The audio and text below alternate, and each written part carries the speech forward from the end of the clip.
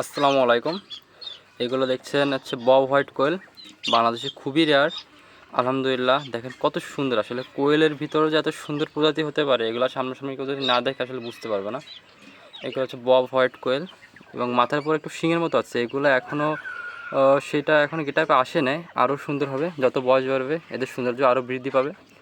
এবং এরা মাশাআল্লাহ আমার একটা ফিমেল এখন বর্তমানে ডিম দিচ্ছে। ইনশাআল্লাহ হয়তো বা বাংলাদেশে এদের হোম ব্রিড বাচ্চা আমি করতে পারবো খুব তাড়াতাড়ি। এদের জন্য দোয়া করবেন সবাই, যাতে ভালো কিছু করতে পারি। আসলে এদের সবথেকে যে জিনিসটা আমার ভালো লাগে, এখন তো সেটা ডাকতেছে না, এদের ডাকটা আসলে খুবই মিষ্টি। আসলে যখন এরা ডাকে সকালবেলা উঠে যখন ডাকাডাকি করে, এদের ডাকটা কিন্তু খুবই মিষ্টি।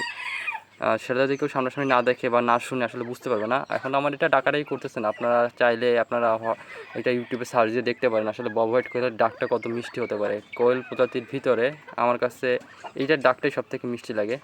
আর এবং দেখতেও কত সুন্দর, একদম পুরোই মাশাআল্লাহ, কিন্তু খুবই সুন্দর। এবং এরা ডিমও মোটামুটি আমার জানা মতো ভালোই পারে। ইনশাল্লাহ আপনাদেরও যাদের বাচ্চা টাচ্চা লাগবে, আমার কাছে যদি এখান থেকে বাচ্চা টাচ্চা হয় ইনশাল্লাহ দিতে পারবো। তবে এখন আপাতত দিতে পারতেছি না, এখন একটা ফিমেল ডিম আসছে, তো হয়তো বা কিছুদিন পরে দুটো ফিমেলে আমার ডিম দিবে, তখন আপনাদের বাচ্চা টাচ্চা দিতে পারবো। এখন কেউ আর বাচ্চা টাচ্চা চাইবেন না, আসলে আমি রাখতে পারবো না। কেবল আমি এখান থেকে হয়তো 3টা না 4টা ডিম পাইছি। ইনশাল্লাহ 4-5 দিন পর আমি ম্যাচিংয়ে বসাবো, দেখা যাক কী অবস্থা হয়।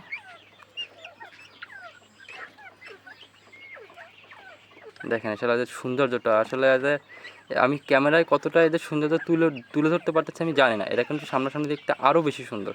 কেউ যদি একদম এদেরকে সামনাসামনি নিজ চোখে না দেখে, এদের সৌন্দর্য আসলে বোঝার কোনো উপায় নাই।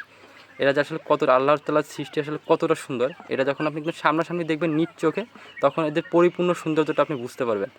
আর এরা কিন্তু ইসের মতো, মানে বন্য যে কিং কোয়েল প্রজাতির মতো, এরা নিজেরা ডিম পাড়ে, নিজেরা তা দেয় এবং সেখান থেকে নিজেরা বাচ্চা ফুটায়। আর এরকম যখন এরা ডিম পেড়ে যখন বসে থাকে এখানে, কিন্তু এখন কিন্তু খুবই শান্ত এরা, মানে এরা খুবই শান্ত, কিন্তু যখন ডিমে তা দিতে বসে তখন পুরো একদম পুরো পাগল হয়ে যায়, পাগলা পাগলা করে ঠোকাঠুকরি করে, মানে একদম মাথা টাথা খারাপ হয়ে যায় এরকম একটা অবস্থা। আর এরা নিজেদের বাচ্চা নিজেরা ফুটাতে পারে এবং এটা একেবারে পাখির বাসার মতো গোল করে একটা ডিম পাড়ার জায়গা বানায়, সেখানে এরা ডিম পাড়ে সাধারণত।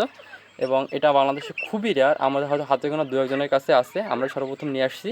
এখন আমাদের এদের জন্য দোয়া করবেন যাতে ভালোভাবে আমরা রেজাল্ট করতে পারি, এবং আমরা যদি রেজাল্ট করতে পারি ইনশাল্লাহ আপনাদের হাতে হাতেও এই কোয়েলগুলো ছড়িয়ে যাবে।